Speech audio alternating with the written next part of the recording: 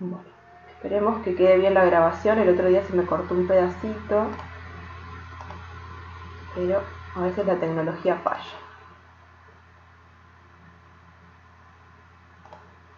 Bueno, ahí en teoría ya están viendo mi pantalla. Vamos a volver sobre la unidad 7, lo que estuvimos charlando el otro día, el miércoles. La unidad de esta 7 se divide en dos grandes temas, que uno es humedad atmosférica y el otro es estabilidad.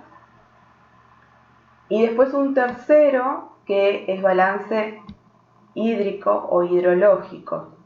Hasta el momento solamente vimos humedad atmosférica y el tema de estabilidad todavía no lo introducimos. Entonces estos días estuvimos hablando de lo que respecta a humedad, sus definiciones, temperatura y punto de rocío, relación de mezcla, ¿sí? Lo que primero vimos fue el ciclo del agua. Todo esto lo voy a pasar rapidito, salvo que haya alguna consulta de esto, me detienen. Pero los cambios de estado de fase, cuando el agua gana energía y pierde energía para poder cambiar de fase, ese calor que utiliza lo llamamos calor latente, ¿sí? En estos procesos se gana y se pierde energía en función de si se necesita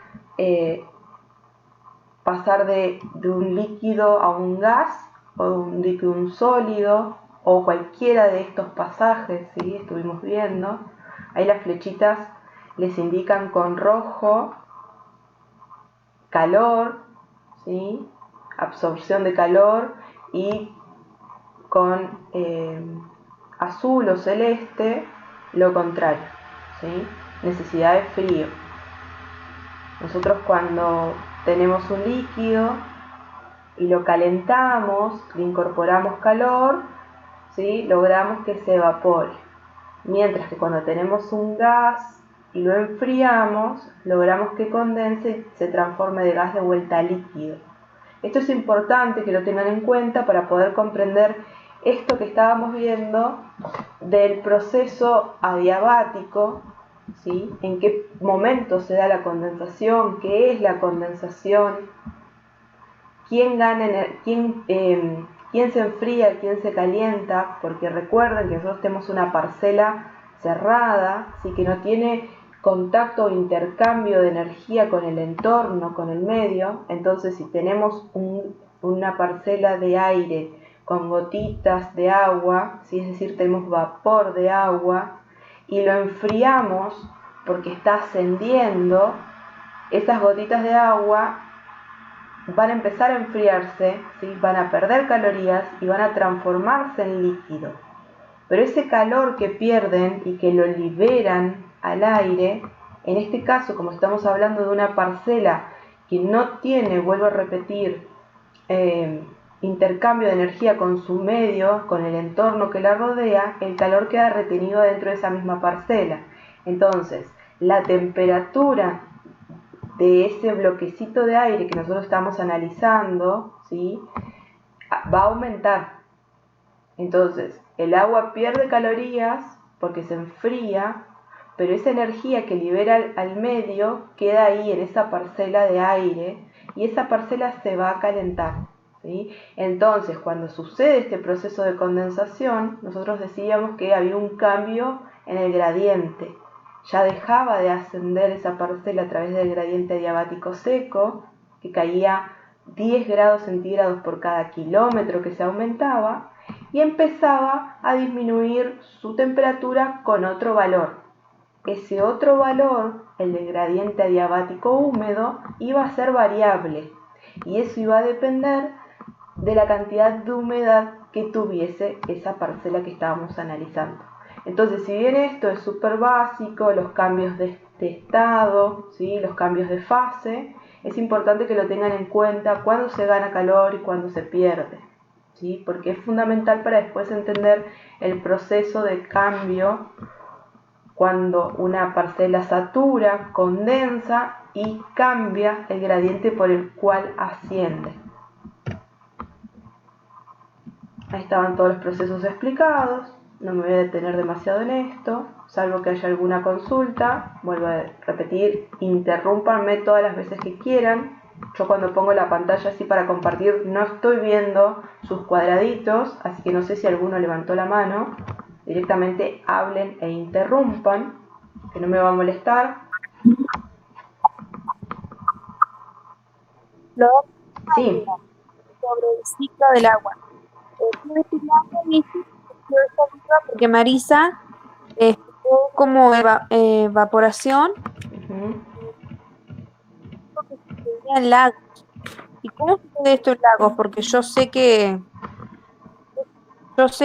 sucede por ahí en las termas y eso, pero ¿cómo actúa en el lago? Porque el lago es agua fría, no caliente. Bueno, en el ciclo, ahí tenemos el ciclo del agua. Se te escuchó muy cortado, no sé si es mi internet o el tuyo, si a mí me están escuchando bien. En este ciclo del agua, la evaporación, ¿sí?, se da en todos los lugares donde existe agua, y más allá de su temperatura propia, ¿sí?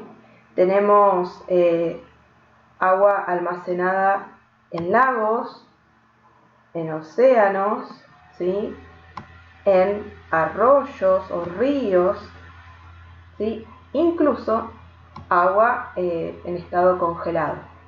Nosotros acá estamos viendo que en este sector aparece evaporación, acá también aparece el término evaporación, y la evaporación se da por la energía solar, la energía del sol llega a la superficie, ¿sí?, terrestre, superficie terrestre ya sea de la corteza justamente terrestre, que es roca,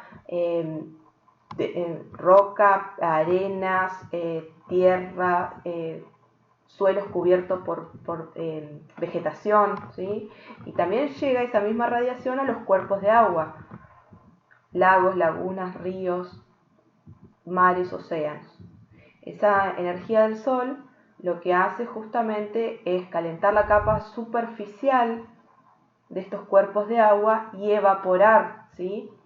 Una vez que se caliente esa capa, se evapora. Para la evaporación no es necesario que nosotros por ahí tenemos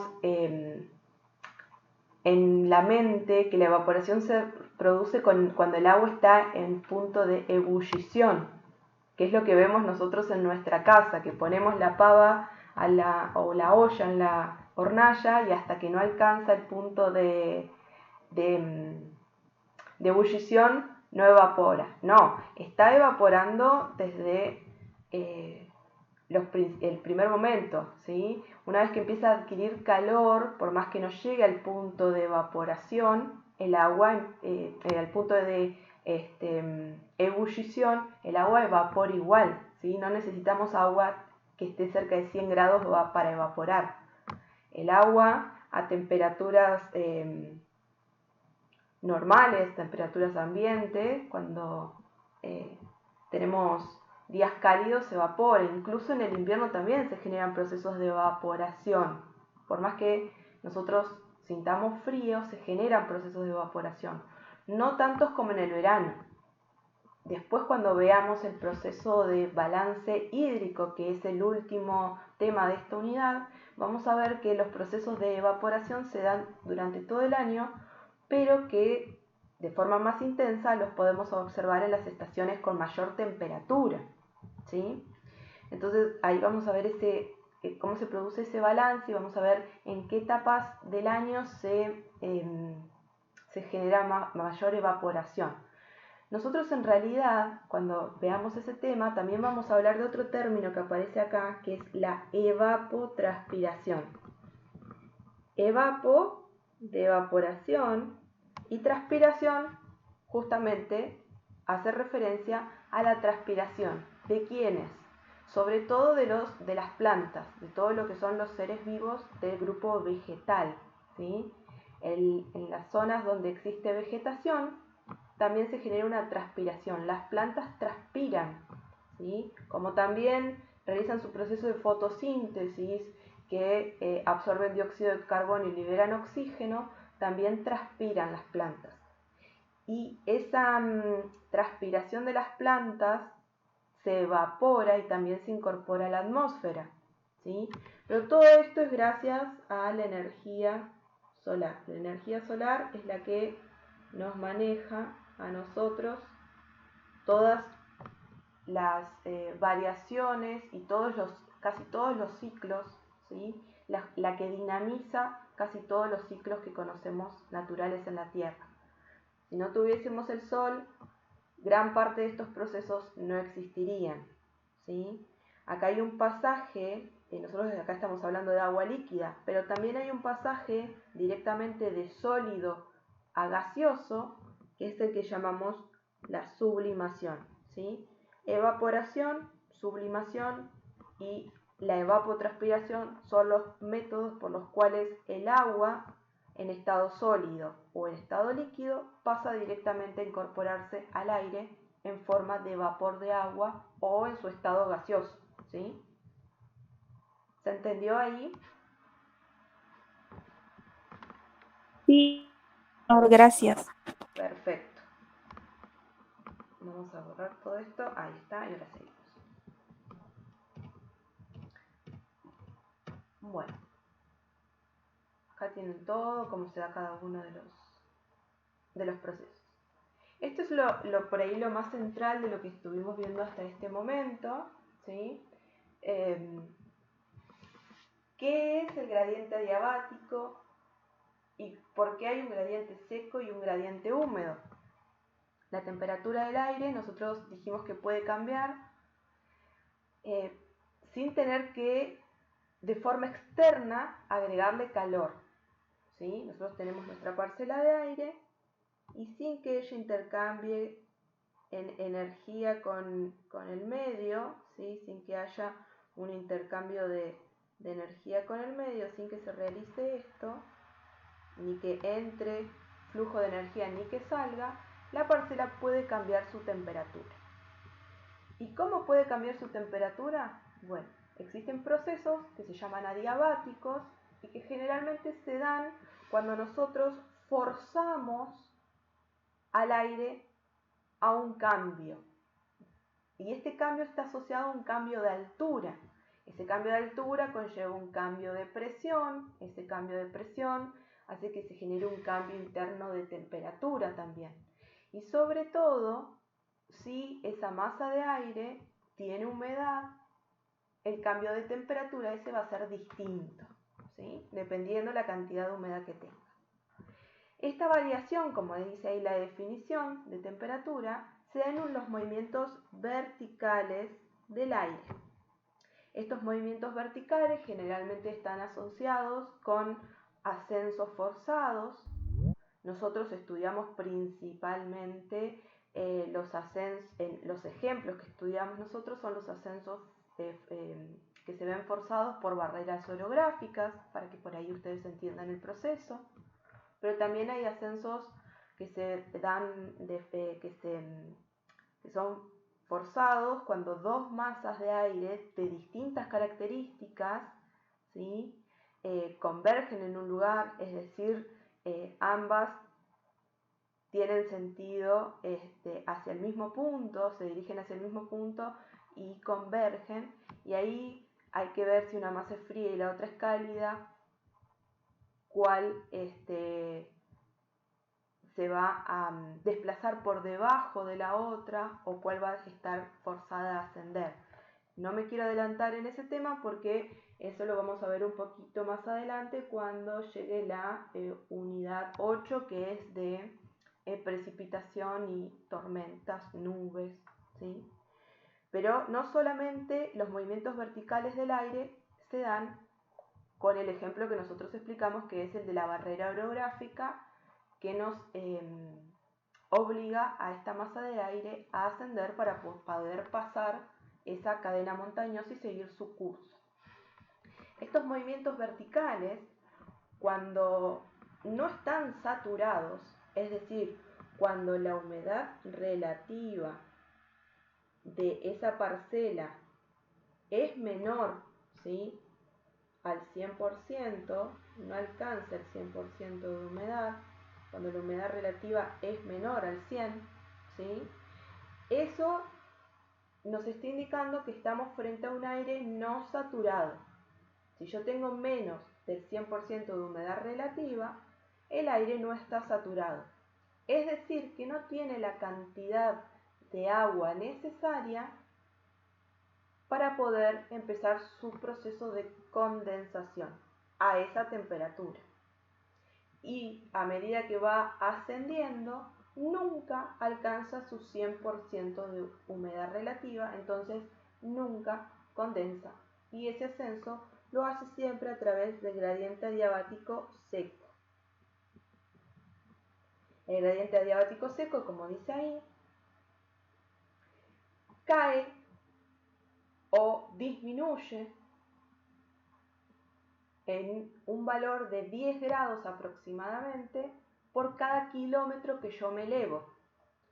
En realidad es 9,8, pero a fines prácticos, para que se hagan las cuentas y ustedes hagan las prácticas, lo tomamos como un gradiente de 10 grados centígrados cada kilómetro.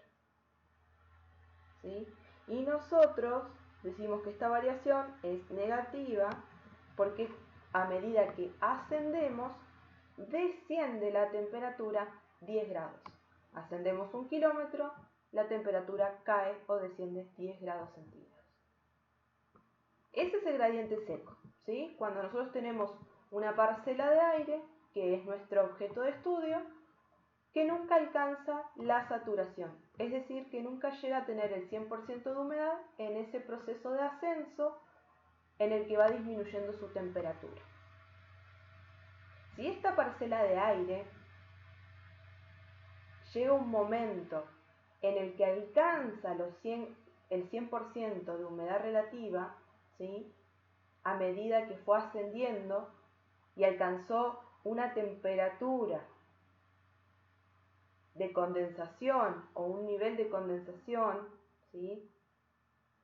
Y llega a tener ese 100% de humedad relativa, ya no va a poder ascender a través, o no podemos calcular ese proceso a través de un gradiente adiabático seco, porque esa parcela internamente ya va a empezar a tener este proceso de condensación que hablábamos hace un ratito, donde el agua se enfría, libera calor en el interior de esa parcela, ¿sí? Porque se está condensando, está pasando de estado gaseoso a estado líquido, y ese calor hace que la parcela aumente su temperatura interna.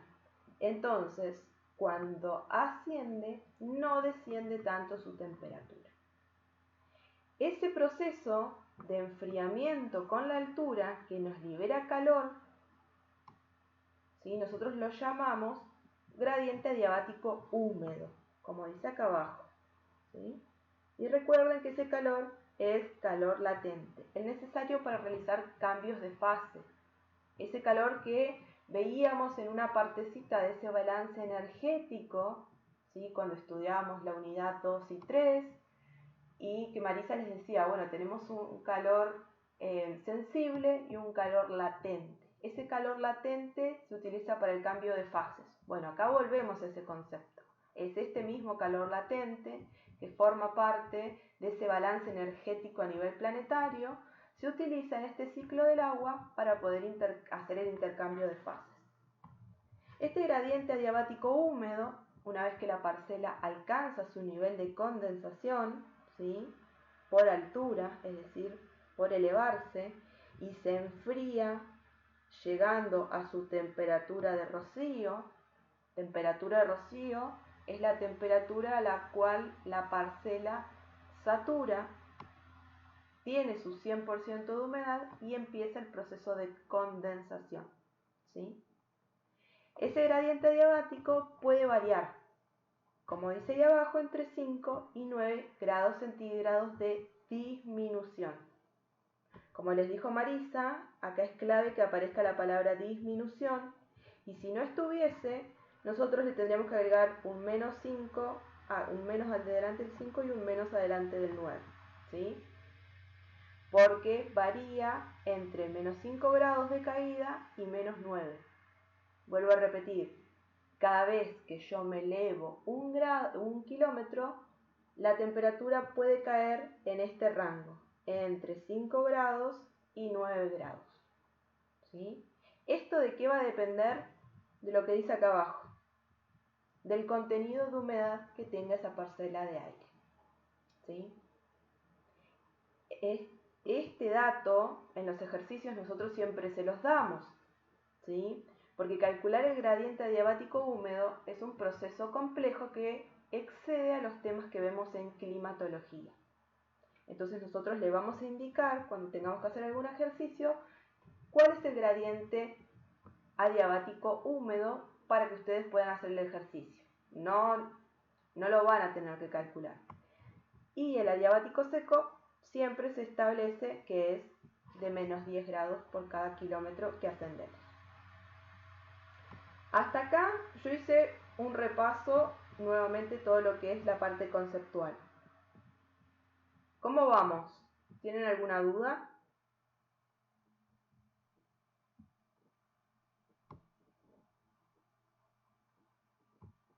Si no, yo sigo. Por el momento no, profe, paso, ¿no? Bueno. Acá no me voy a detener porque es lo mismo, pero lo mismo solamente que con cuestiones de fórmula, ¿sí? Acá se calcula el gradiente adiabático húmedo, ¿sí? Por eso les decía que esto no se los vamos, nosotros ya se los vamos a dar ese valor, no van a tener que calcularlo, así que no se asusten. Y acá llegábamos al ejemplo del otro día, ¿sí? Que el otro día estuvimos viendo en qué momento esa parcela que ascendía cambiaba del gradiente seco al gradiente húmedo. Y además el otro día yo les dije, si no tuviésemos el gráfico, ¿cómo podemos hacer para averiguar en qué momento nos cambia esa parcela de un gradiente seco a un gradiente húmedo? Y ahí averiguamos el nivel de condensación por ascenso a través de la formulita de gradiente, es decir, de forma analítica, no gráfica. ¿Quién se acuerda de este gráfico? ¿Quién me lo puede explicar?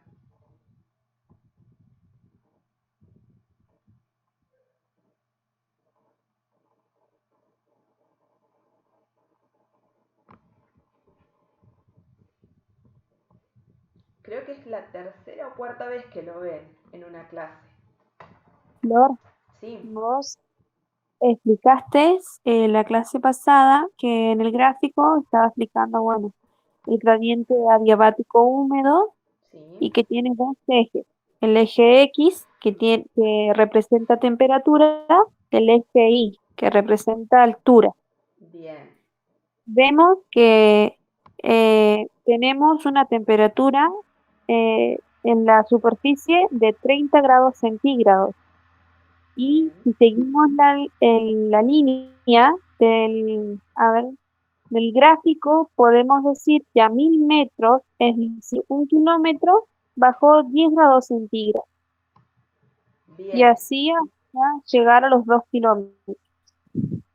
Bueno, entonces tenemos un primer análisis, como ahí nos explicaban muy bien, de un gráfico en el que nos representa la variación del gradiente adiabático, que tenemos dos ejes, uno que nos representa la temperatura y otro la altura, y en un primer momento podemos analizar que la temperatura de superficie, como bien nos decían, es de 30 grados, ¿sí?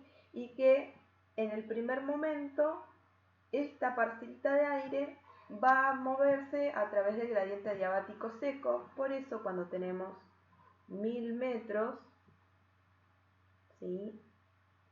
Voy a tratar de hacerlo prolijito, a 1000 metros de altura cayó o descendió 10 grados centígrados. ¿Sí? Si seguimos con este análisis, vemos que lo mismo sucede 1000 metros más arriba. 1000 metros más arriba tenemos 10 grados menos.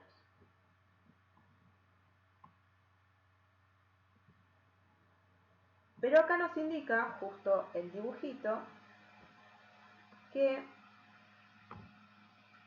se llega al nivel de condensación por ascenso, que esta masa de aire, a esta altura, con esta temperatura de 10 grados, alcanza el nivel de condensación. Entonces nosotros podemos decir que esta temperatura de 10 grados va a ser nuestra temperatura de punto de rocío. Acá la masa de aire llega a su temperatura de punto de rocío, satura y comienza a condensar. ¿Cómo estaría entonces el nivel de humedad en este momento? Si decimos que alcanza la saturación, el nivel de condensación, ¿cuál sería la humedad relativa en este punto?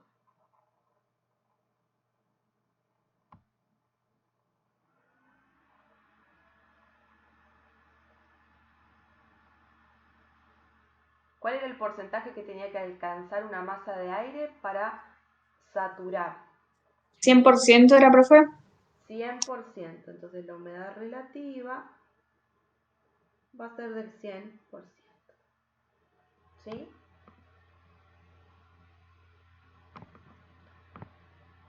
A partir de ahí, el gradiente ya no puede ser más el seco.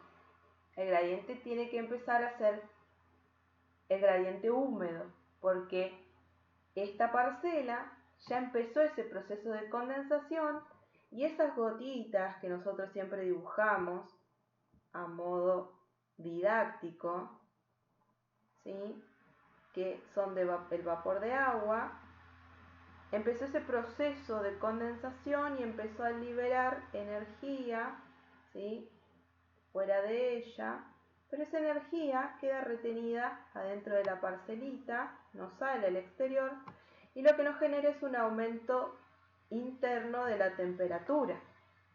Entonces, si yo tengo un pedacito de aire que lo levanto 1 kilómetro y su temperatura tiene que caer 10 grados, pero él internamente empezó a aumentar su temperatura, me va a hacer un balance y me va a contrarrestar ese efecto de la altura con su temperatura interna, ¿sí? Como ya él tiene como una fuente propia de calor, porque las gotitas de agua, ese vapor se está convirtiendo en líquido, ¿sí?, está habiendo un cambio de fase y está liberando energía.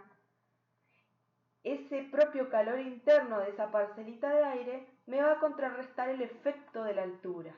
Entonces, en lugar de descender 10 grados cuando yo lo levanto 1 kilómetro, va a descender menos, gracias a su calor interno. En este caso, en este ejemplo, el descenso va a ser, la temperatura va a ser de solo 6 grados, ¿sí? Hay 4 grados de diferencia respecto al gradiente seco. Entonces, si nosotros hubiésemos seguido analizando esta parcela sin que sature, teníamos 30, teníamos 20, teníamos 10, siguiendo ese gradiente seco, a 3000 metros debería haber sido 0. Eso es lo que debería haber sido en caso de no haber alcanzado el punto de saturación. Pero como sí lo alcanzó, no cayó 10 grados, cayó solo 6. Entonces, en lugar de tener 0, tiene 4 grados centígrados. Entonces nos vamos a la misma altura. Si esto tuviese una escala más específica, veríamos que esto aproximadamente coincide con unos 4 grados centígrados. ¿Sí? Entonces, esa diferencia de que la parcela a 3000 tenga 4 grados y no tenga 0, ¿sí?, es gracias a su propio calor interno, que se genera por ese cambio de fase que adquiere a partir del nivel de condensación justamente por este proceso, ¿sí?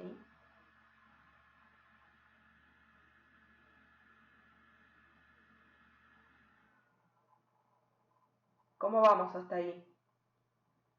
¿Un poquito más claro que el miércoles?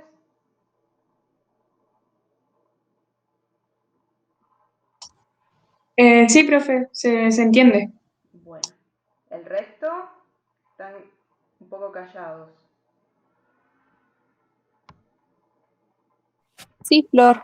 Bueno, yo el otro día les decía que gráficamente nosotros podemos encontrar el nivel de condensación por ascenso, pero si no lo tuviésemos, hay una forma de calcularlo de forma analítica y ahí utilizábamos el gradiente.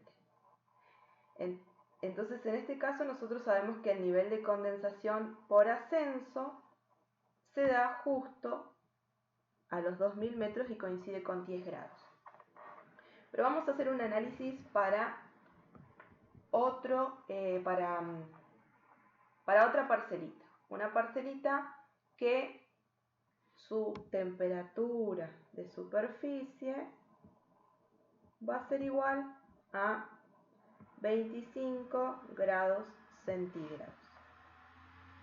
Y vamos a decir que su temperatura de punto de rocío va a coincidir, vamos a poner acá el dato, temperatura de rocío, a ver, yo ahora lo estoy inventando, entonces voy a ver a qué altura nos puede llegar a dar.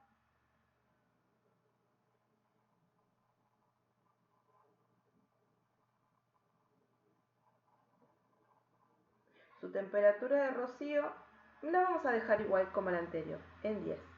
Y vamos a encontrar a qué 10 grados centígrados, a qué altura vamos a tener esa condensación. ¿Sí? Nosotros sabemos que la temperatura de superficie es la temperatura con la que arrancamos el ejercicio, es decir, la temperatura que tiene sobre el suelo. Mientras que la temperatura de rocío, como decía acá la definición, es la temperatura que tiene nuestro aire o la que debería alcanzar para poder saturarse. ¿Sí?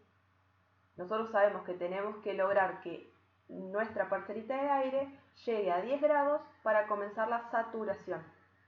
¿Sí? Tiene que enfriarse a ese valor. Una vez que llegue a ese valor, va a cambiar el gradiente. Entonces, si nosotros partimos de la superficie, que es 25 grados, aproximadamente por ahí, sería nuestro punto inicial. 1 kilómetro más arriba, ¿qué temperatura tendríamos?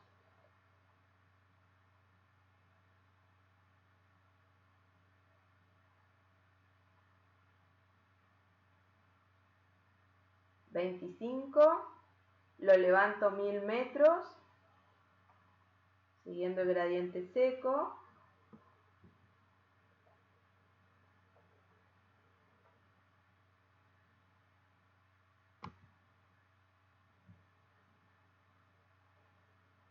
¿Ninguno? 25 grados menos 10, ¿cuánto me da?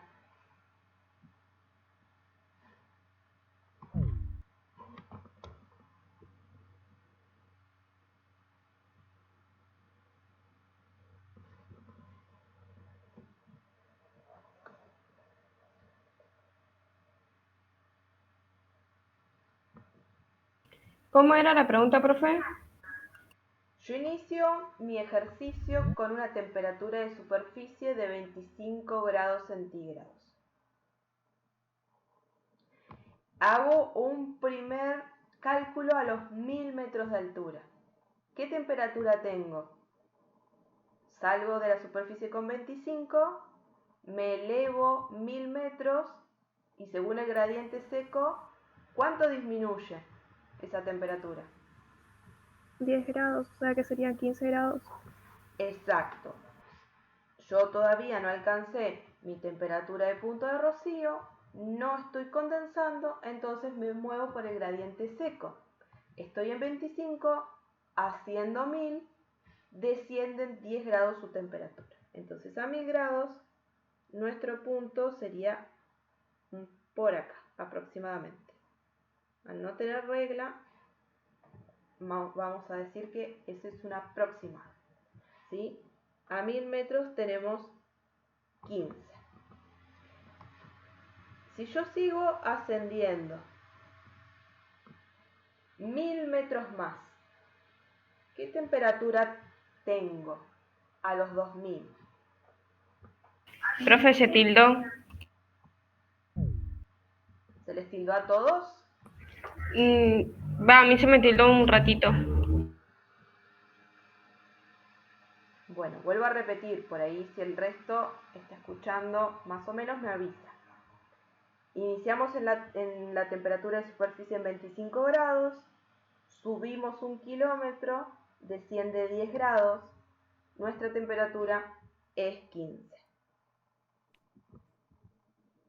Ahora, volvemos a hacer el mismo proceso.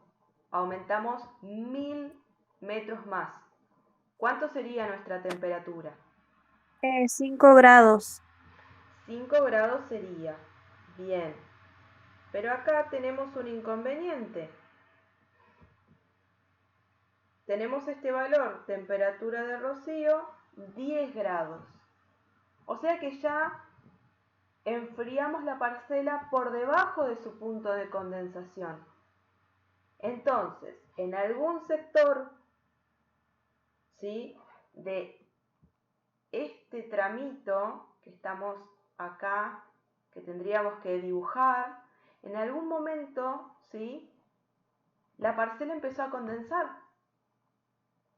porque pasamos esos 10 grados, que es la temperatura a la que condensa, y la seguimos enfriando. Entonces ahí no podemos dibujar el gradiente seco, como veníamos haciendo. Nosotros sabemos que en este momento, acá, a los 10 grados, ¿sí?, nuestra parcela condensa. Entonces este va a ser nuestro límite para el gradiente seco. Nosotros a partir de esa temperatura no podemos seguir ascendiendo por nuestro gradiente seco porque se alcanzó la temperatura de punto de rocío y la parcela empezó su proceso de condensación. En el ejemplo anterior lo teníamos a los 2000 metros. Ahora no sabemos a qué altura es. Suponemos o podemos inferir gráficamente que ese punto se cruza con los 1000 kilómetros de altura. ¿Ven?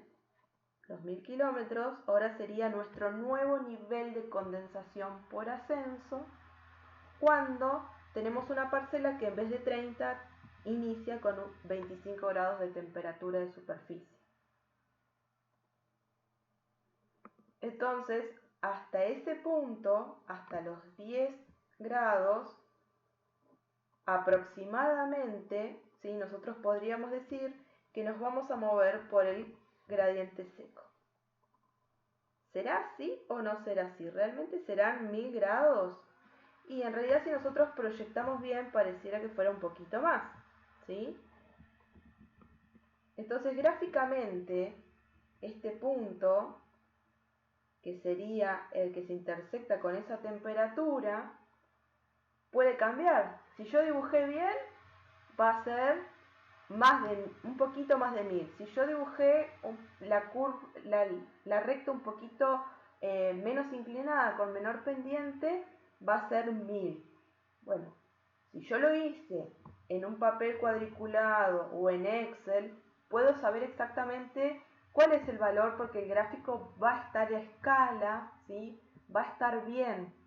Pero acá, como yo estoy dibujando sin una regla, sin los milímetros adecuados, sin la escala bien marcada, no sé si son 1000, 1100, 1200 metros de altura el nivel de condensación. Entonces, bueno, vamos a tener que averiguarlo de alguna forma. ¿Cómo lo hacemos? De manera analítica. Como con el gráfico estamos dudando si es 1000, 1100, 1200 o incluso 1300 el nivel de condensación por ascenso, lo vamos a sacar de forma analítica. Entonces yo el otro día les decía que íbamos a usar esa formulita simple que utilizábamos para calcular el gradiente, ¿sí? Cuando calculamos gradiente de temperatura vertical, usamos la misma para calcular gradiente de temperatura horizontal, usamos la misma formulita para calcular gradiente de presión también en las unidades anteriores. Y lo único que vamos a hacer acá es utilizar esa fórmula, pero para averiguar otro dato, el nivel de condensación por ascenso. Entonces nosotros teníamos que el gradiente, ¿sí?, de temperatura, ahí ustedes el otro día me habían dicho muy bien, que lo representábamos como la temperatura en el punto 2 menos la temperatura en el punto 1 sobre la altura más alta, o sea, el punto que nosotros decíamos el punto de llegada en nuestro análisis, que yo lo escribo como Z2, se puede poner como H2 también, de altura, y Z1, que es nuestro lugar de partida. ¿Sí? Entonces yo acá les decía, nosotros tenemos varios datos. Nuestro gradiente ya lo tenemos, ¿sí? Es el adiabático seco, que es de menos 10 grados centígrados por cada kilómetro.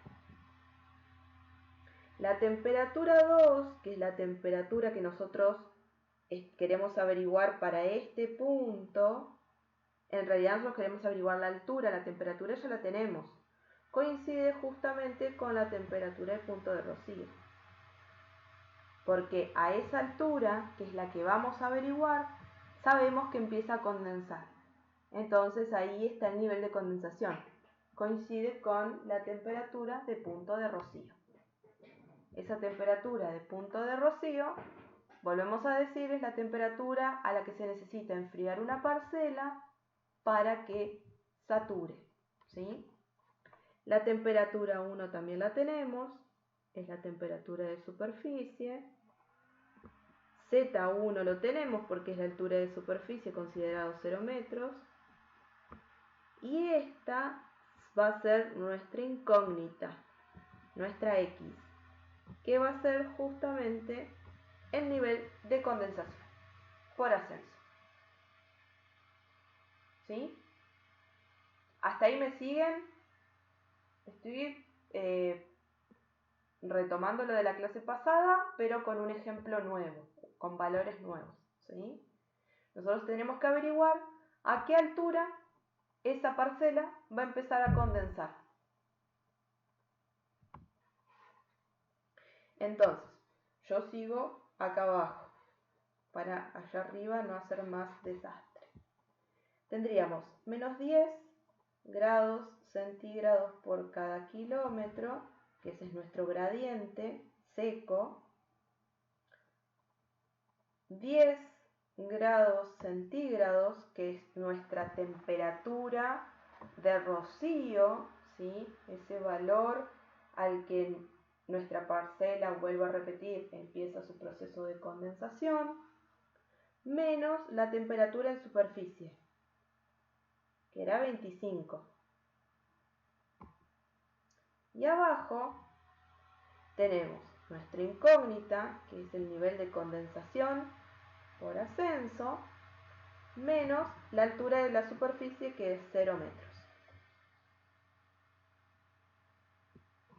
¿Sí?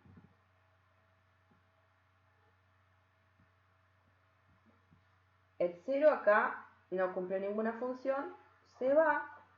De este lado nos quedan los 10 grados centígrados por cada kilómetro. Es igual. Arriba, ¿cuánto me da? 10 menos 25 grados.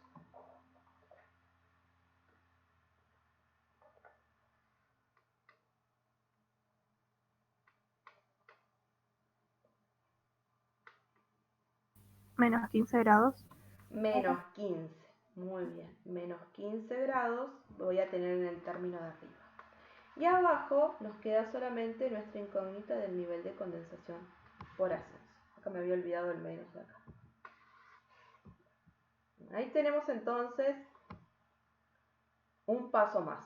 10 grados centígrados menos 10 grados centígrados por kilómetro es igual a menos 15 sobre el nivel de condensación.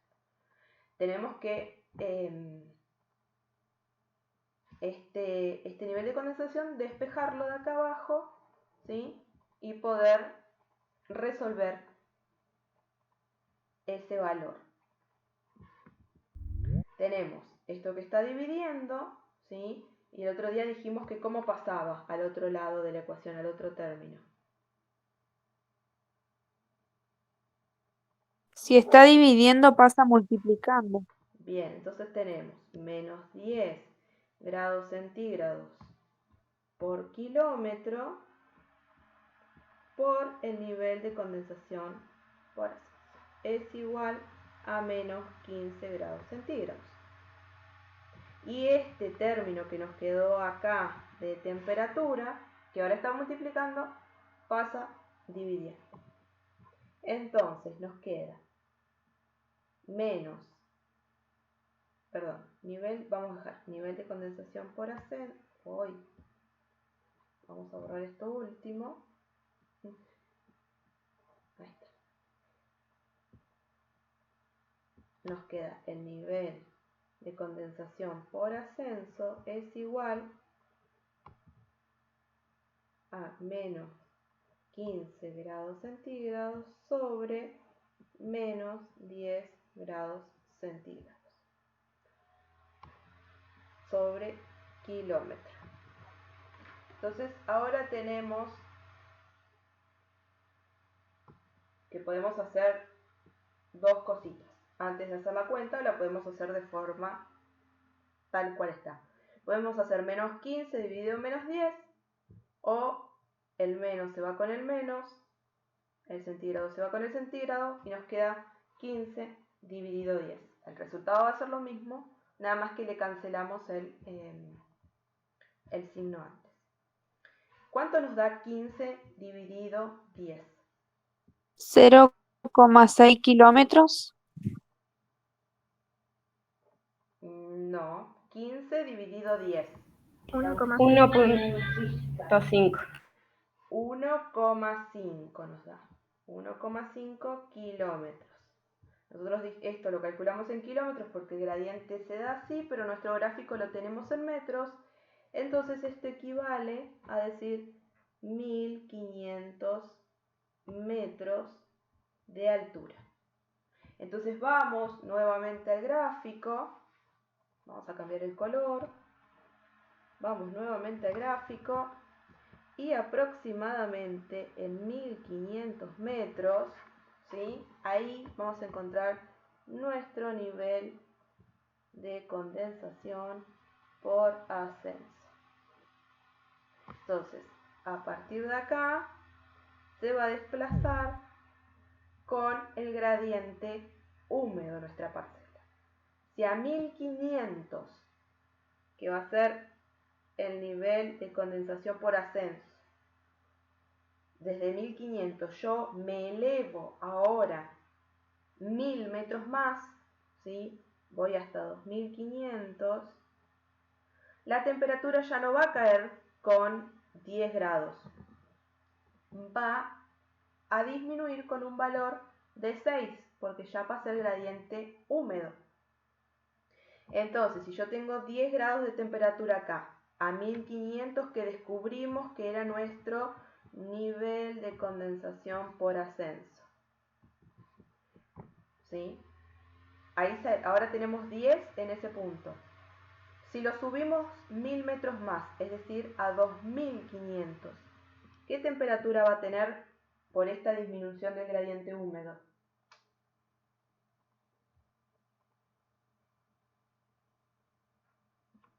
Que ahora sería este valor.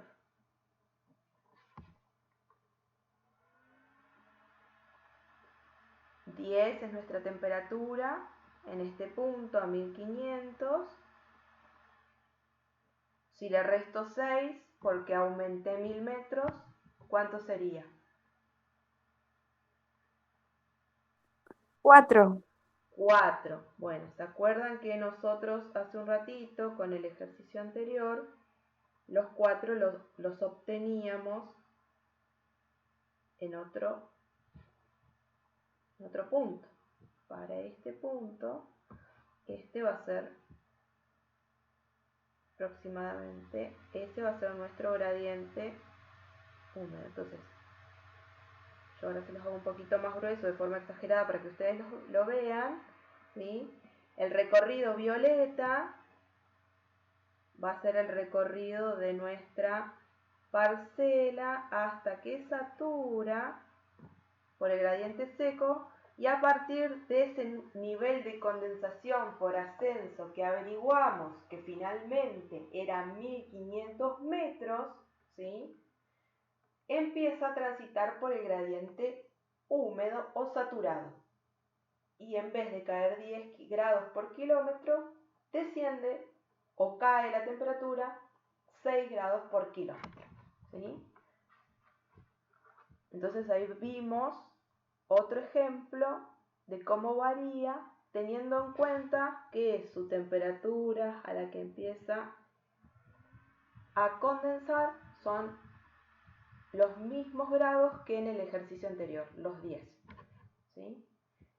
Pero cambiamos la temperatura inicial. En el primer ejemplo, en el que está en la diapositiva, empieza con 30, y en este caso el que les puse yo empezó con 25 grados, ¿sí? En el ejemplo de la diapositiva ya teníamos marcado a 2000 metros el nivel de condensación por ascenso. Acá lo calculamos y nos dio 1500 para este ejemplo, ¿sí?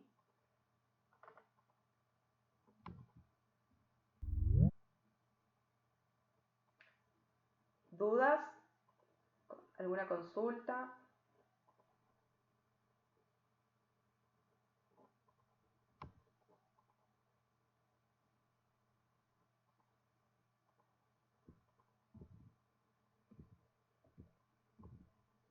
Bueno, ya que hay silencio, yo sigo. Bueno, esto es un poquito de lo mismo, ¿sí?, que las definiciones que ya vimos. Acá tenemos este gráfico que nos muestra en esa curva la humedad relativa al 100%, ¿sí?, porque esto, como dice el gráfico, es la relación de mezcla de saturación en uno de los ejes y la temperatura en el otro. Esa curva nos va mostrando la relación entre la relación de mezcla de saturación y la temperatura para el 100% de humedad, ¿sí? Este lo utilizamos para hacer los ejercicios. Ahora vamos a retomar los ejercicios de la práctica. Y otra forma de presentar la información, la misma información, es en esta tablita que les figura acá, en la que aparecen algunos valores de temperatura con su relación de mezcla, ¿sí? Nosotros en el gráfico anterior teníamos la posibilidad de desplazarnos por el eje y ver varias temperaturas si escalábamos el eje en temperaturas menores, ¿sí? Acá los 5 los podíamos dividir en 2,5, o incluso podíamos dividirlo en 5 secciones. Entonces teníamos del 1 al 5, del 5 al 10 y así hasta llegar al 50.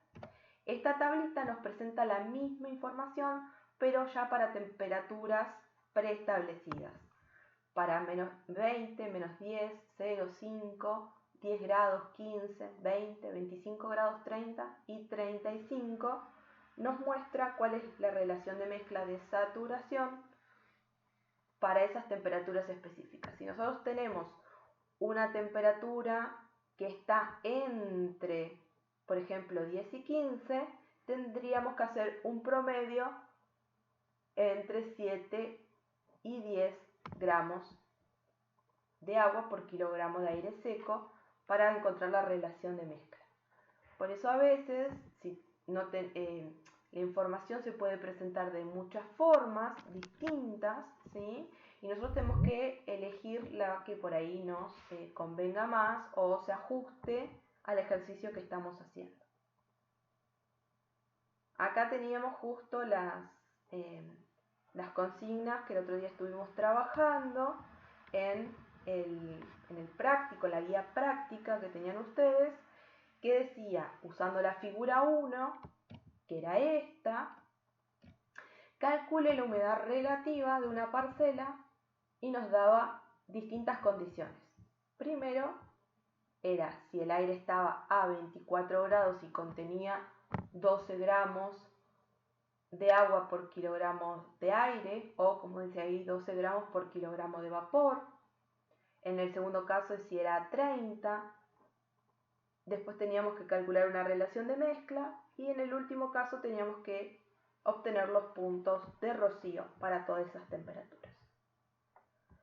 Vamos a empezar con el primer ejemplo. Así hacemos un repaso de esta primera parte de la guía práctica que tenían ejemplos de este tipo, ¿sí?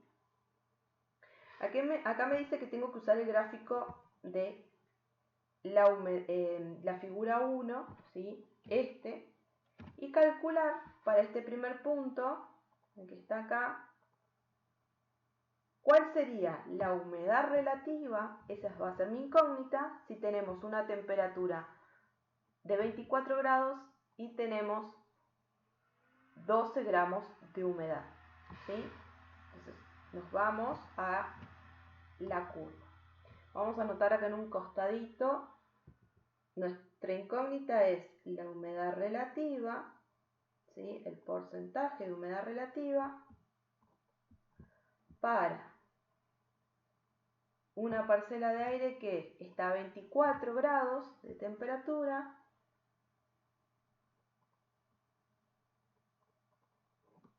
y que tiene una relación de mezcla, como dice ahí, de 12 gramos por kilogramo. Yo les dije en varias ocasiones, y lo vuelvo a repetir, que esta curva que nosotros tenemos en el gráfico nos muestra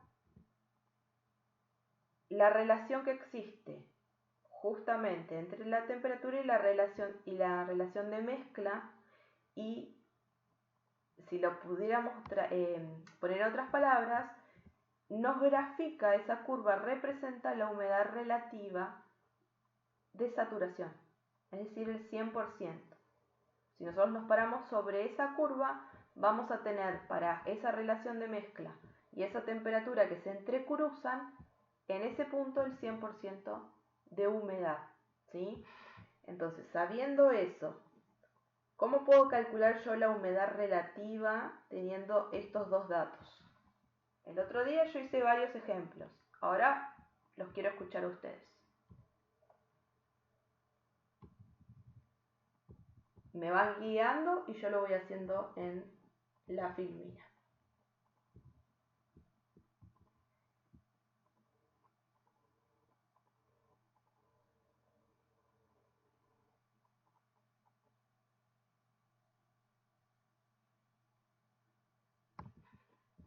¿Ninguno se anima? Flor, ¿podés volver a explicar de dónde sacaste la relación de mezcla? Del Los dos dato, acá, en este inciso, me da el dato. La parcela está a 24 grados y tiene 12 gramos de vapor. Entonces yo tengo que averiguar si esa parcela de aire está al 100% de su humedad relativa, al 20, al 50, al 15. ¿Cuál es su humedad relativa? Si tiene 24 grados de temperatura y tiene 12 gramos por kilo de vapor. ¿Cómo iniciarían este ejercicio?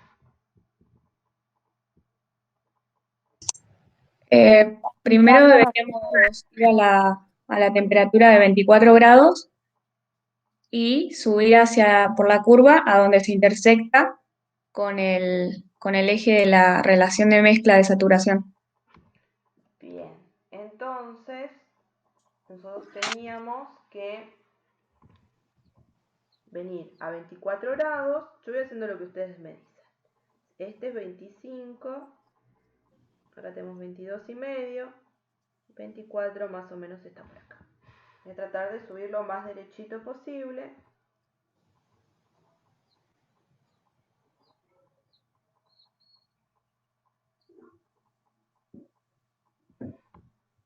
Bien.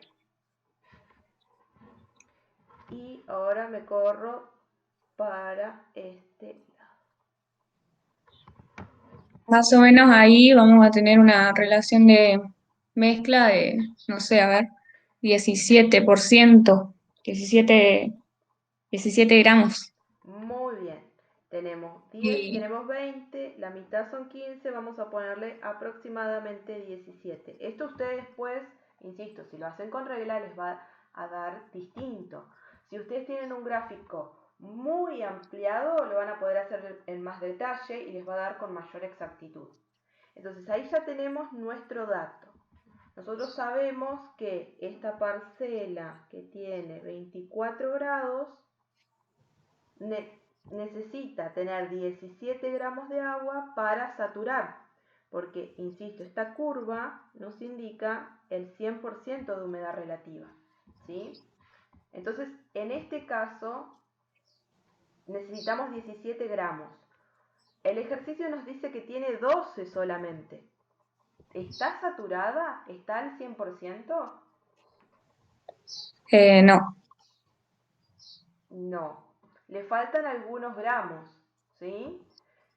Bueno, la cuestión es ahora averiguar entonces, ¿qué humedad relativa tiene? ¿El 15, el 40, el 80, el 90? ¿Cuál es su humedad relativa? ¿Sí? Entonces, yo les decía, bueno, lo pueden hacer por proporción o por regla de 3. Yo estoy acostumbrada a esa famosa regla de 3, entonces decimos, sí, a 24 grados, ¿sí? Centígrados, tiene que tener 17 gramos por kilogramo de aire para estar al 100%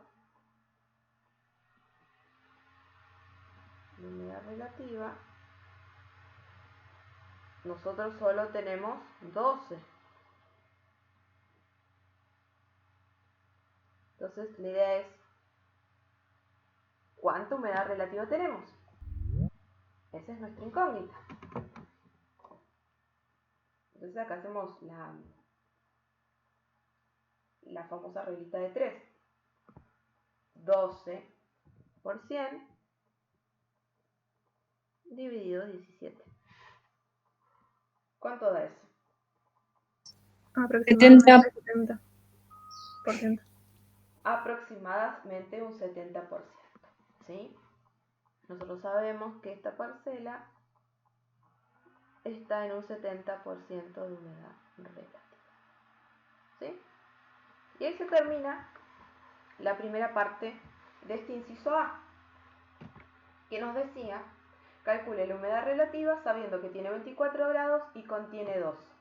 Nosotros descubrimos que una parcela a una temperatura de 24, para poder alcanzar su saturación, o sea, tener el 100% de humedad relativa, necesitaba 17 gramos. Teníamos solo 12, entonces nos faltaban algunos gramos. Calculamos la humedad relativa y resulta que le falta un 30% de humedad para poder saturar, ¿sí? Que son esos gramos que le faltaban. Equivale a un 30% lo que le falta, es decir, que está a un 70% de humedad relativa con esa cantidad de gramos de agua, ¿sí? Ahí terminamos esa primera parte. Y después me dice, yo después sigo con los demás, pero me salto al punto D, que me dice, para cada caso obtenga su temperatura de rocío. Volvemos al concepto de temperatura de rocío. Vuelvo porque a veces sé que cuesta incorporarlos todos. La temperatura de rocío, entonces, es la temperatura a la que tenemos que enfriar nuestra parcela para que sature con la cantidad de agua que tiene. Entonces nosotros sabemos ahora que no tiene los 17 gramos, por eso no está saturando a 24, Por eso no está al 100% de su humedad, está al 70%, porque tiene 12.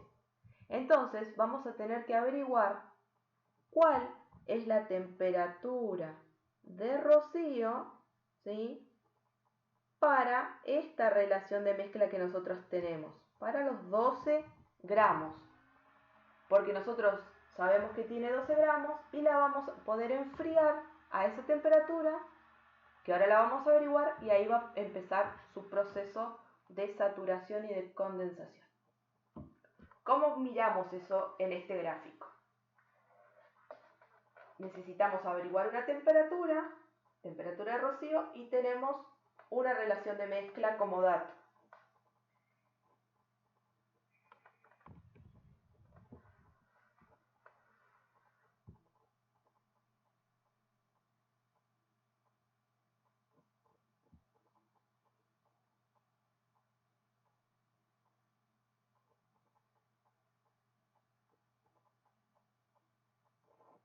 ¿Por qué eje piensan que pueden ingresar para poder averiguar la temperatura? Si el dato que tienen es relación de mezcla. Por el de relación de mezcla, en la parte de 12 aproximadamente. Claro, ingresamos a nuestro gráfico por la relación de mezcla, que es 12, ¿sí? Acá tenemos 15, 10, más o menos por acá es 12. Hacemos así. Sabemos que la curva representa el 100% de humedad relativa para ese punto, la saturación. Entonces la temperatura que nos va a dar acá va a ser aproximadamente la temperatura de rocío, ¿sí? Para 12 nos está dando un poquito más de 15. También nosotros teníamos esta tablita. Fíjense que para una temperatura de 15 acá nos da 10, y para una temperatura de 10 nos da 7. Miren cómo nosotros en el gráfico tenemos tanta variación por utilizar de esta forma, no tan exacta ni tan precisa, ¿sí?, los datos. Por eso siempre insistimos en que cuando trabajen con gráficos lo hagan de la forma más prolija posible, y siempre con reglas sobre una hoja milimetrada si es posible, o en Excel, para que los ayude a tener valores un poquito más precisos. Vamos a poner aproximadamente con 12 gramos, nos daría unos 17 grados centígrados, ¿sí? Entonces ahí encontramos nuestra temperatura de punto de rocío. Tenemos que agarrar esa parcelita que está a 24, que tiene 12, la enfriamos a 17 y ahí recién adquiere el 100% de humedad relativa, ¿sí? Esto similar es lo que tienen que hacer en la práctica.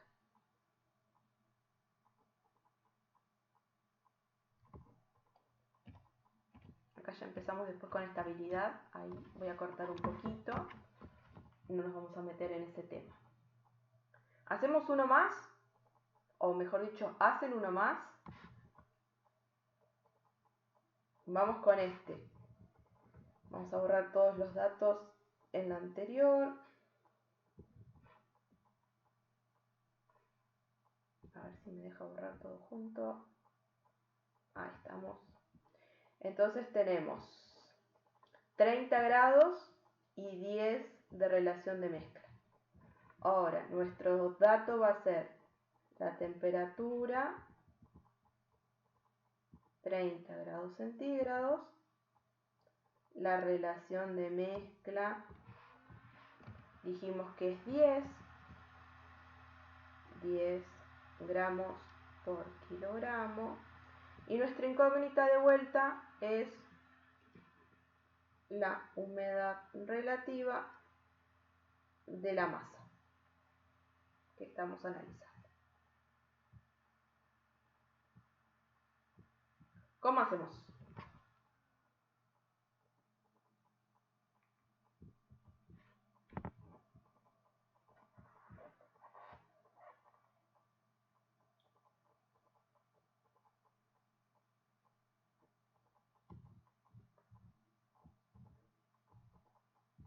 Queremos saber si con 30 grados y 10 gramos está al 100% o a qué porcentaje está. Pero como tenemos graficado en la curva siempre el 100 de humedad, arrancamos por ahí para después comparar y ver cuál es su estado real.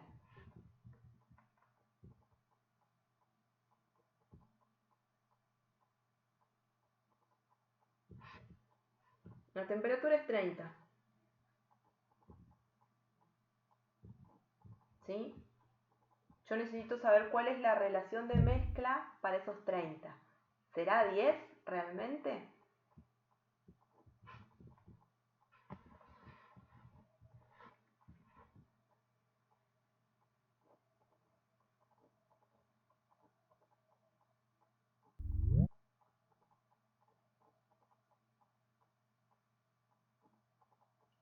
La relación de mezcla para una parcela que está a 30 grados está más o menos por acá arriba. ¿Sí?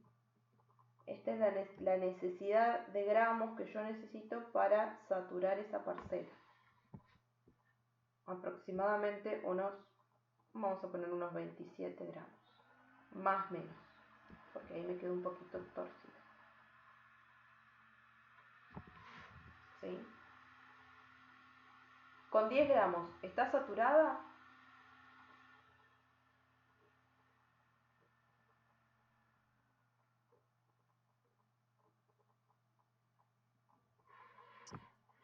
No, profe. No, no está saturada, ¿sí? Tiene 10 de los 27 que necesita. Le faltan 17 gramos, un montón le falta, ¿sí? Entonces, volvemos a lo mismo. 30 grados centígrados necesita 27 gramos por kilogramo para tener un 100% de humedad relativa. Yo no tengo 27, tengo 10, entonces tengo que averiguar cuánto, ¿sí? Y ahí lo hacemos de vuelta de la misma forma. 10 por 100 y a eso lo dividimos por 27. Me da que esta parcela está a 37% de humedad relativa. ¿Sí? 37, casi 40, le falta un poquito más de 60, le falta 63, un 63%, no, más.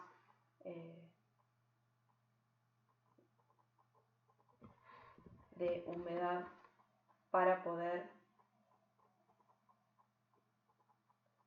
Sí, 63. 100 menos 37 le faltan 63, un 63% de agua, que son esos 17 gramos. Entonces, volvemos a lo mismo. Si ahora tenemos que averiguar la temperatura de rocío para esta parcela, que sabemos que tiene 30 grados, pero que no tiene los 27 gramos, que tiene 10. Bueno, ¿a cuánto la tengo que enfriar para lograr que llegue al 100% de humedad? Porque yo no le puedo incorporar agua, no le puedo sacar agua. Lo único que puedo hacer es cambiar su temperatura. Entonces, si yo sé que tengo solamente 10 gramos, acá en el gráfico, más o menos, ahí me daría que con 10 gramos de relación de mezcla tengo que descender a 15 grados la temperatura de esta parcela para lograr la saturación. Entonces nuestra temperatura de punto de rocío sería 15 grados centígrados. ¿Sí? Siempre es lo mismo. Tengo datos, miro por qué eje tengo que ingresar para averiguar el que me falta y después vuelvo a analizar otra vez. Y calculo esa humedad relativa y después calcular la temperatura del punto de rocío. ¿Sí? No es muy complicado. Tienen que prestar atención solamente. ¿Sí? Después es repetitivo, es cíclico, es siempre lo mismo. Tengo una temperatura con una relación de mezcla. Me fijo si esa temperatura evidentemente está saturando con esa relación de mezcla. Veo que no, que le faltan. Analizo cuánto le faltan, ¿sí? Haciendo una comparación o una proporción o una regla de tres simples. Veo que está el 37% y entonces ahora me pregunto, con esa cantidad de agua, a 30 sé que no satura, entonces ¿a qué temperatura sí logro con esa cantidad de agua que tiene la saturación? Bueno, ingreso al revés, vengo por acá, por relación de mezcla, con este dato que yo ya tengo, ¿sí? Cruzo con la temperatura y averiguo que son 15 grados la temperatura a la que va a saturar con esa relación de mezcla que efectivamente tiene, que son los 10 gramos. ¿Sí? Bueno, tiene que ponerse a hacer los ejercicios después de la guía práctica.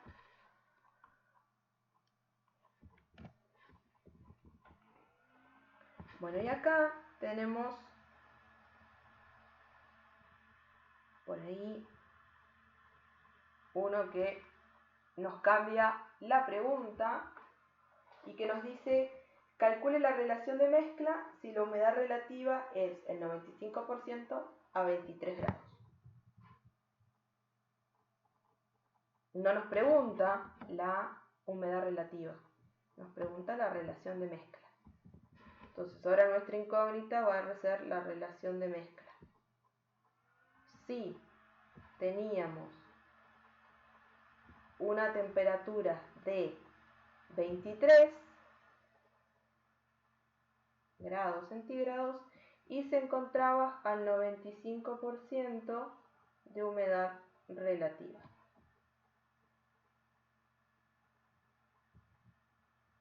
Ahora tenemos otros datos. Tenemos la humedad y tenemos 23 grados. ¿Cómo creen que es acá el proceso para poder averiguar la relación de mezcla?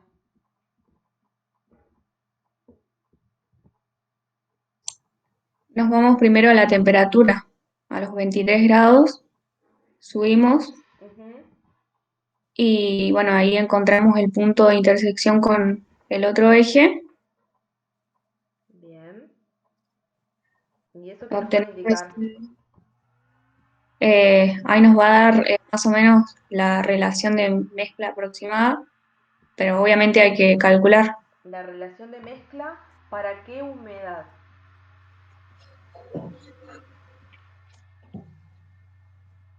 ¿Qué dijimos que representaba la curva? ¿Qué porcentaje de humedad? El 100%. Exacto. Entonces, a 23 grados nosotros sabemos que se necesitan aproximadamente, vamos a poner 17 gramos, ¿sí? Entonces decimos, bueno, 23 grados centígrados, ¿sí? Necesita 17 gramos por kilogramo para tener un 100% de humedad relativa. Pero acá nos encontramos con que el ejercicio nos planteaba que nuestra masa no estaba al 100, estaba al 95% de humedad relativa. ¿Sí? Entonces, si estaba al 95% de humedad relativa, significa que no tiene 17 gramos. ¿Va a tener menos o va a tener más de 17?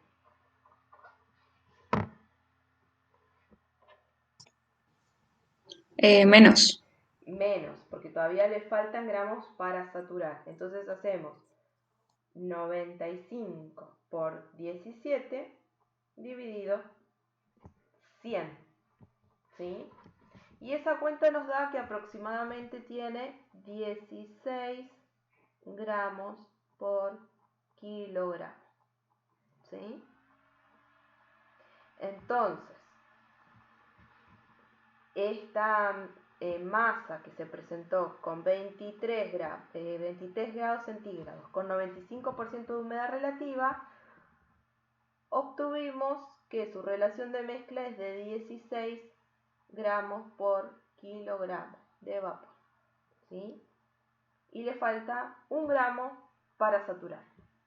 Ese gramo es el que falta para llegar a 17, que sería su valor según lo que sacamos del gráfico, ¿sí? Así es como se hace al revés. Y acá nos falta todavía, para en cada caso, obtener el punto de rocío. Bueno, sí, le falta 1 gramo a 23, que saturaba a 17, nosotros tenemos 16. Entonces, ¿cuál será la temperatura de saturación de 16? Ingresamos de vuelta por el gráfico. Acá no va a haber mucha diferencia porque estamos si esto lo hacemos bien a escala, estaríamos 1 grado solo por debajo, y la temperatura de rocío de esta masa sería aproximadamente también entre medio y 1 grado menos de 23. Estaríamos en 22,5, 22 grados centígrados, ¿sí? Y ahí terminaría también el ejercicio.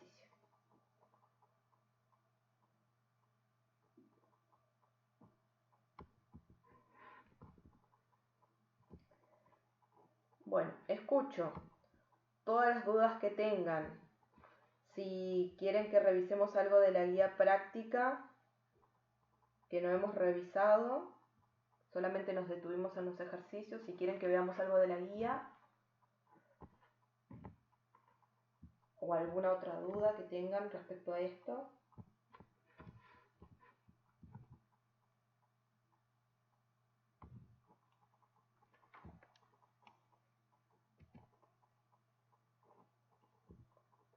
Recuerden, es importante que sepan las definiciones, no de memoria, pero sí que sepan su diferencia.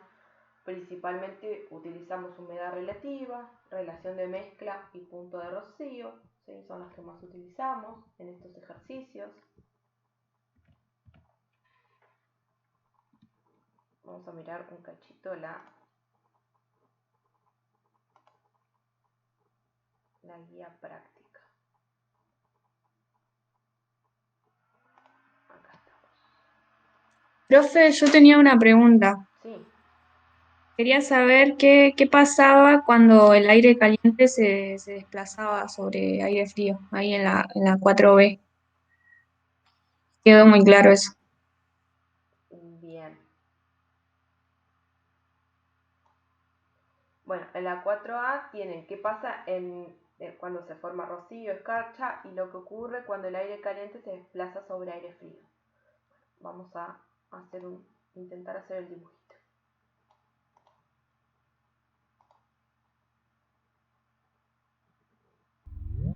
Entonces,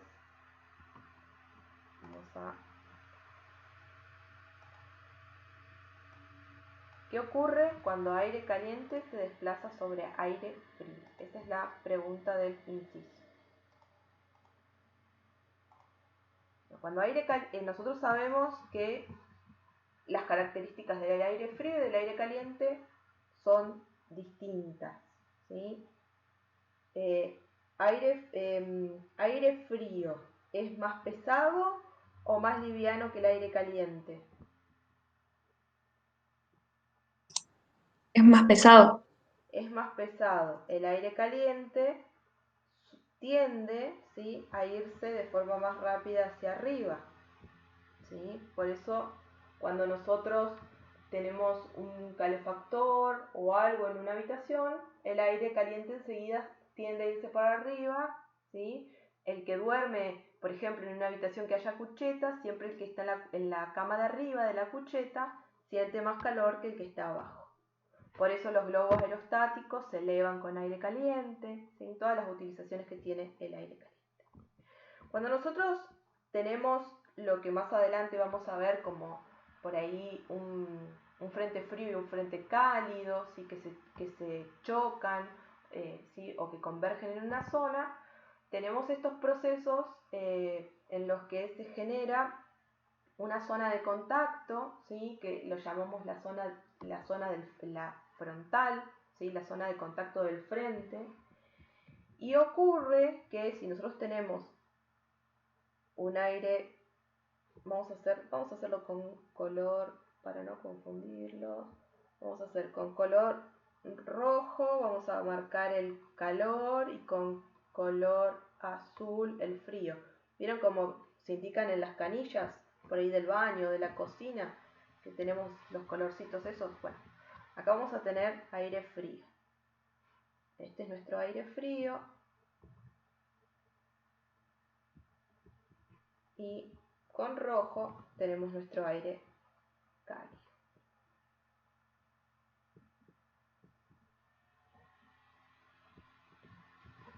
Si nosotros analizamos, ¿sí? una zona de contacto, el aire frío, como dijimos que es más pesado, va a tender a mantenerse cerca del suelo, ¿sí? mientras que el aire caliente va a tender a ascender. Y esto sucede con las zonas de contacto, ¿sí? El aire frío avanza hasta un punto en el que se junta con el aire cálido, ¿sí? Y esa zona nosotros la denominamos la zona del frente, mientras que el aire cálido va a tender a elevarse, ¿sí? Mis dibujos son malísimos. Este sector, ¿sí? que nosotros tenemos de contacto entre la parte cálida y la parte fría, ¿sí? es la zona en la que se van a producir los procesos de ascenso forzado, ¿sí?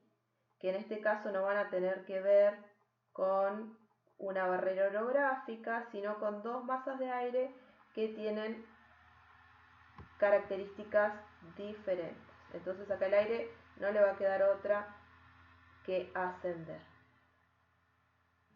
¿Sí? Pero ¿qué pasa? Esta zona de contacto del aire caliente con el aire frío va a generar un cambio de temperatura, sobre todo en el aire cálido. Si nosotros tenemos aire cálido transitando y se encuentra con el aire frío, ¿sí? ese aire cálido se va a enfriar a medida que ascienda, no solo porque tiene que ascender, sino que también porque está en una zona límite con ese aire frío. Y esta región va a ser una zona en la que se va a dar la formación de nubosidad y de precipitación, ¿sí? Porque acá el aire cálido que viene con humedad lo obligamos a ascender porque el aire frío es más pesado y se mete por debajo como si fuese una cuña, ¿sí?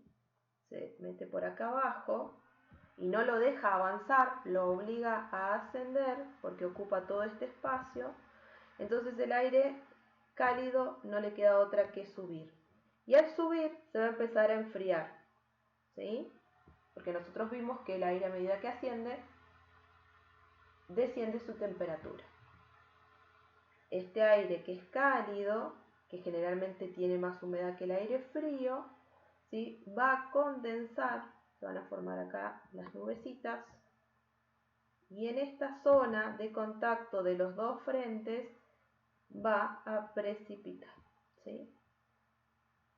Eso es lo que sucede Ya después Marisa se los va a explicar mucho mejor y en detalles cuando veamos la formación de nubes y de tormentas, ¿sí? Esto es un proceso, un mecanismo de formación de nubes y de precipitación por un ascenso también de tipo forzado, pero que no tiene que ver con una barrera orográfica, sino con dos masas de aire que tienen características diferentes.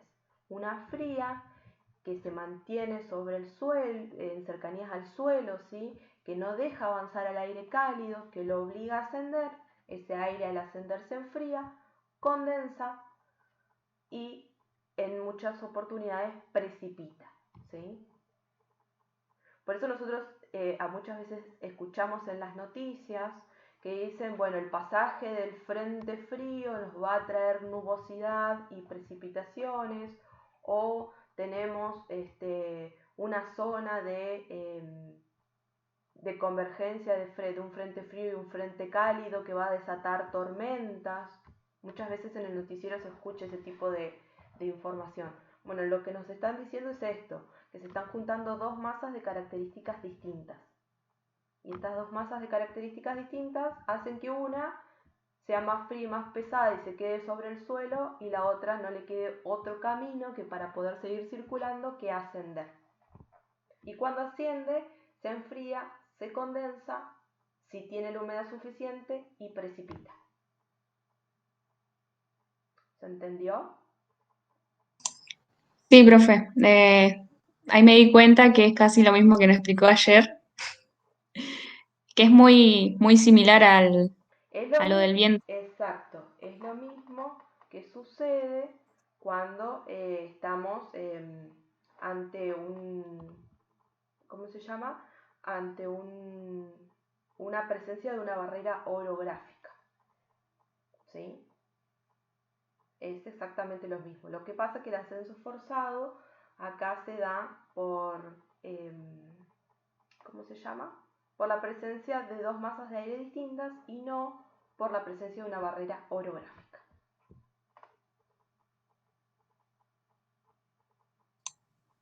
Bueno, gracias. No, de nada. Si tienen alguna duda, lo volvemos a ver, no hay problema.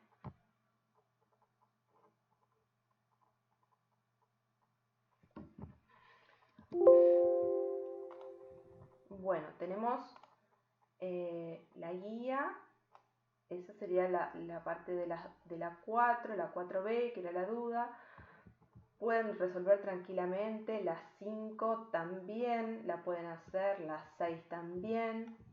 Las 7 tienen que calcular la temperatura de punto de rocío media para los meses de enero y julio, ¿sí? Utilizando la planilla de Neuquén Aero. ¿Alguno la logró resolver?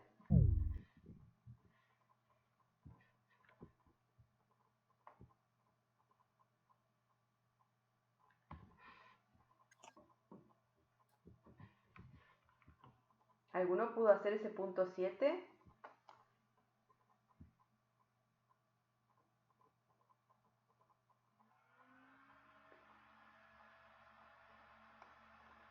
Bueno, el punto 7 tenían que hacerlo con este gráfico y lo que teníamos acá, ¿sí? Esta tablita de... Vamos a achicar un poquito. Las estadísticas de Neuquén, ¿sí? Y este gráfico de acá. Vamos a tratar de hacerlo. Me lo voy a llevar para la diapositiva, así lo puedo dibujar encima. Y la consigna era la 7. Así vamos a hacer este ejercicio práctico.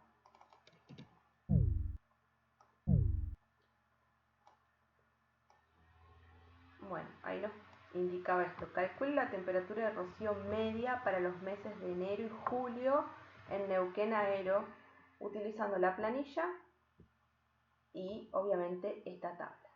Bueno, esta tabla, que también tienen acá abajo la información, ¿sí? Nos dice qué significa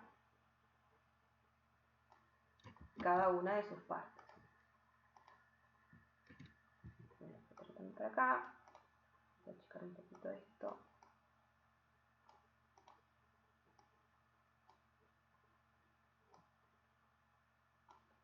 Bueno. Entonces acá en este caso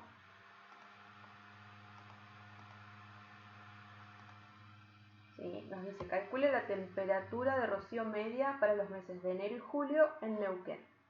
Y la tabla nos está indicando que tenemos información que nos da, por un lado, en dos ejes y en el centro del gráfico. En este caso, nos está hablando, ¿sí?, de lo que sería lo que acá aparece como temperatura de bulbo seco. La temperatura de bulbo seco, o es la temperatura del aire, es la que se tomaba con un termómetro normal, mientras que la temperatura del bulbo húmedo es la que se tomaba con un termómetro que estaba en la parte sensible del termómetro, rodeado por una gasita o una muselina húmeda. ¿Se acuerdan que Marisa les explicó la diferencia entre esos dos termómetros cuando vimos la unidad 4?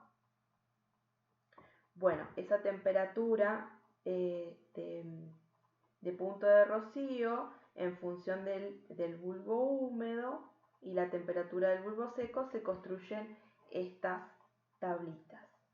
En este caso, lo que se llama depresión del bulbo húmedo estaría acá arriba, ¿sí? Sería esto, y la depresión sería el valor del bulbo húmedo, en realidad el valor del bulbo seco menos el bulbo húmedo, ¿sí? Es lo que nos dice acá arriba en inglés, está todo acá abajo. La temperatura del bulbo seco menos la temperatura del bulbo húmedo, ¿sí? Entonces acá arriba nosotros tendríamos que entrar con el dato de depresión del bulbo húmedo. ¿Cómo calculamos la depresión del bulbo húmedo? Bueno, vamos a calcularla como la temperatura, ¿sí?, del termómetro seco menos la temperatura del húmedo. ¿Y de dónde sacamos estos datos? De la planilla meteorológica de Neuquén. Y de este lado, ¿sí?, directamente vamos a entrar con la temperatura del termómetro seco. Entonces necesitamos dos resultados, ¿sí? Nosotros necesitamos el termómetro seco y el termómetro húmedo para poder calcular nuestra temperatura de rocío en esta tabla. ¿Y dónde está indicada la temperatura de rocío en esta tabla? En todos estos valores que están acá en el centro. Acá lo dice, temperatura de punto de rocío. Esto es lo que nosotros llamamos nuestra TT. Entonces, si necesitamos para enero y necesitamos para julio, dos temperaturas. Vamos a buscar en la tablita la temperatura de enero, las dos temperaturas, las del termómetro seco y la del termómetro húmedo, y después vamos a buscar para julio también las dos temperaturas de termómetro seco y la de termómetro húmedo, ¿sí? Vamos de vuelta, voy a salir un cachito de acá y vamos a la guía práctica. En la guía práctica ustedes tenían justamente al final las tablitas, que el otro día las estuvimos mirando con Marisa.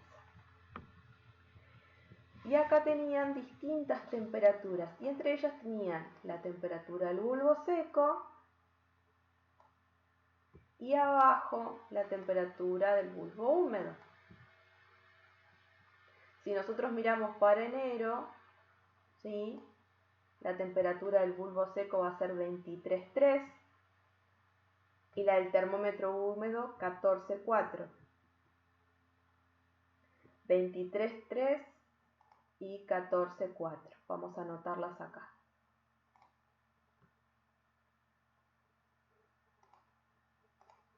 Veintitrés, 3 y 14,4 grados centígrados. Esto es enero. Vamos a ver ahora lo mismo para julio. Volvemos a la tablita y para julio analizamos lo mismo. Tenemos la temperatura del bulbo seco 5,4 y la temperatura del húmedo 3. ¿Sí? 5,4 y 3.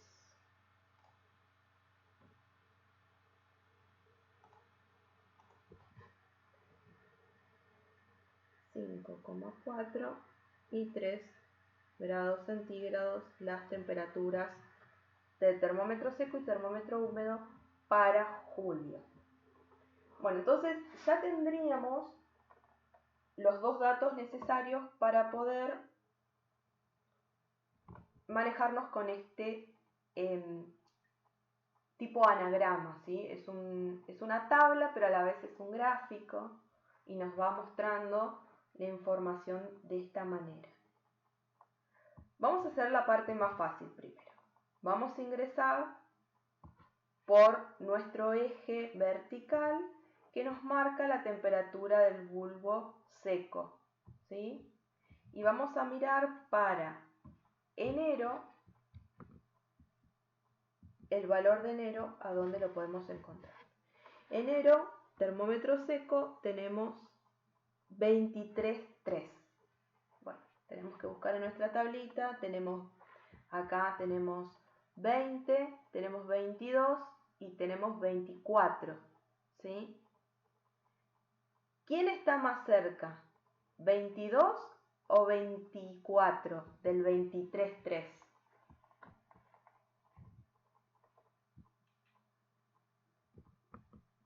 En valores absolutos. De 22 a 23,3 hay 1,3 grado, mientras que de 23,3 a 24, ¿cuántos grados? No hay, ni siquiera llega a 1 grado. Hay 0,7 grados centígrados de diferencia, ¿sí? Entonces elegimos el 24, que es el que está más cerquita de nuestra temperatura.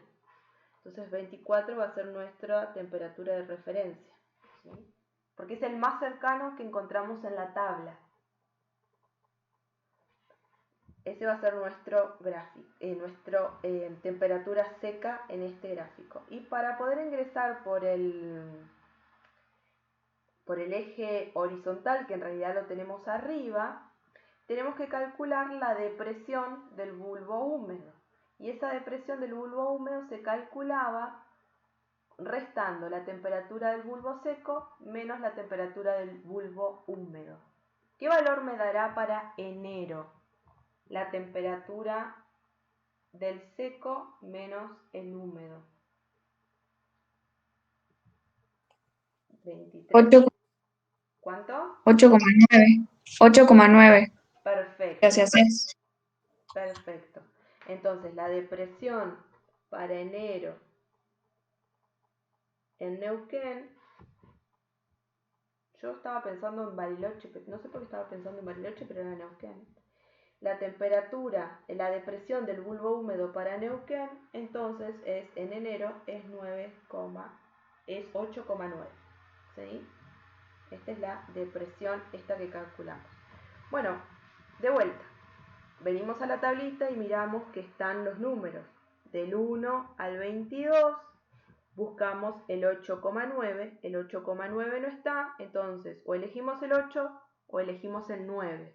En este caso nos queda más cerca el 9. ¿Sí? Bueno, entonces hacemos así. Ya tenemos los dos datos ahora los vamos a cruzar en nuestro eje. Venimos por acá y vamos a ver.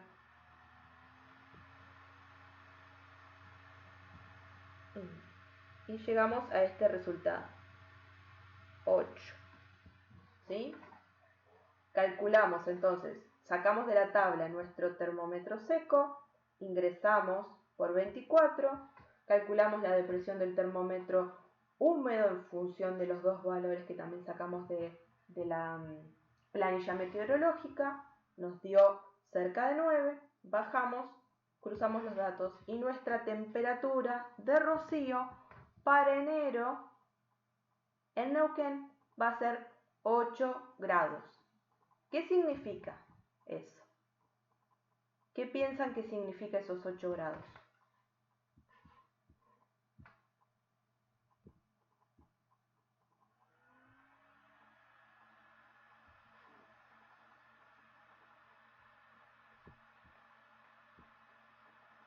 Volvemos a la definición de punto de rocío.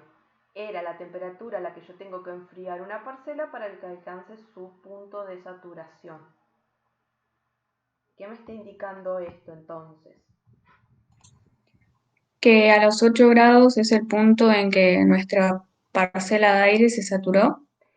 Lo que significa esto, ¿Temperatura? lo que significa va por ahí. Quiere decir que esta parcela que nosotros tenemos de aire en enero, con la humedad que hay en enero, en Neuquén, deberíamos enfriarla a 8 grados para que logre condensar. Mientras se encuentre por encima de los 8 grados centígrados, no va a condensar, ¿sí? Entonces es eso. Vamos ahora con julio. Tenemos que hacer exactamente lo mismo. En julio, vamos a cambiar el color. En julio tenemos un termómetro de seco de 5,4. Vamos otra vez al mismo tema. Podemos elegir 4 o podemos elegir 6, pero 5 no está. Entonces el más cercano es 6. Elegimos el 6 y lo dejamos ahí marcadito. Y por otro lado tenemos que calcular la depresión del termómetro de bulbo húmedo para Neuquén en julio. Tenemos el termómetro seco, tenemos el húmedo y calculamos esa depresión. ¿Qué valor nos da?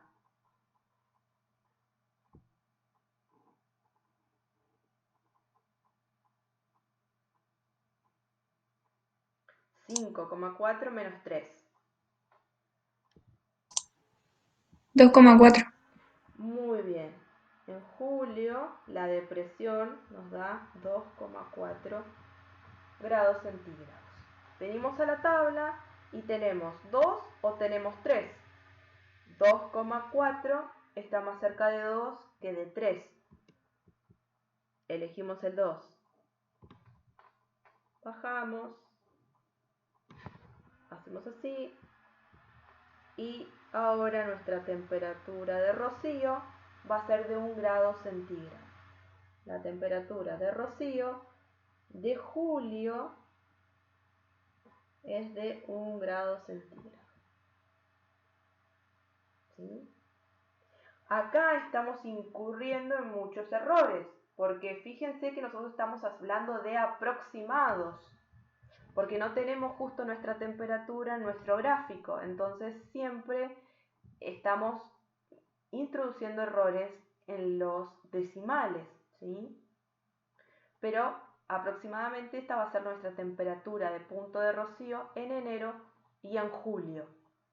Si nosotros vamos de nuevo a la planilla meteorológica, nos vamos a encontrar con el valor calculado por la misma estación para esos meses con mejor precisión, con mayor precisión. Entonces, en vez de 8 y 1 vamos a tener otros valores. ¿Sí? Ahora se los voy a mostrar. Vamos a mantener un cachito esto. Vamos acá. Y vamos a buscar nuestra temperatura de Rocío, temperatura de punto de Rocío. Acá la tenemos. Fíjense, para enero nos da 5,8 cuando a nosotros nos daba 8 y para julio nos da 0,9 cuando a nosotros nos daba 1. El menos 0,9 es casi menos 1 y a nosotros nos estaba dando 1 positivo. Y en el caso de enero da 5,8 y a nosotros nos estaba dando 8 grados. Hay más de 2 grados y medio de diferencia. Entonces, fíjense cómo nosotros podemos calcular con las cuestiones gráficas algunos resultados, pero no tenemos la misma precisión y exactitud que tenemos con los valores calculados a través de las estaciones meteorológicas y los procesos que se hacen en cada una de esas estaciones con los datos, porque estos datos después que se recaban día a día, ¿sí? que se toma un exhaustivo registro todos los días, se hace el análisis y se convierten en estas tablas o en estas planillas meteorológicas que dan el resultado de, a veces se hace por años, a veces se hace por quinquenios, por décadas, ¿sí? Entonces, para que ustedes vean que se puede calcular de las dos formas, pero que siempre en la forma gráfica vamos a tener un poquito más de error introducido en nuestro ejercicio. A modo práctico, para que ustedes vean y entiendan el concepto, no tiene mayor inconveniente, ¿sí? Pero para que lo sepan. Y que no se queden con que esto es lo mejor que existe. Hay otras posibilidades. Lo incorporamos para que ustedes entiendan el proceso, ¿sí? Y el cómo se obtiene esa temperatura de punto de Rocío a partir de 2 termómetros. Ese sería el punto 7 de la guía práctica. Ya son las 11 y 1 minuto. Vamos a cortar por acá. El resto de la guía la pueden seguir desarrollando, pueden seguir avanzando. No se queden mucho en el tiempo, traten de hacer todos los puntos que ya les indicamos. Incluso con lo que hoy estuvimos hablando, podrían también avanzar un poquito más en otros puntos, ¿sí? Y ya directamente el miércoles que viene empezaríamos con estabilidad, ¿sí? Estabilidad y después sigue el balance hídrico, que son los dos temas que nos faltan de esta unidad. Falta todavía una parte, una guía práctica, que es la segunda parte de esta unidad, que yo todavía no la subí porque tiene que ver con cuestiones de balance, pero no se atrasen demasiado porque ya les dije, nos queda un mes de clases. Entonces vamos a meterle pata en este último mes para no atrasarnos, poder llegar bien con los tiempos. Cuando necesiten consultas, por favor, las solicitan, ¿sí? Nosotros vamos a tratar de estar disponibles o de última organizarnos en otro horario para que puedan asistir a esa consulta. ¿Alguna última duda antes de despedirnos y de dejar todo listo para el próximo miércoles?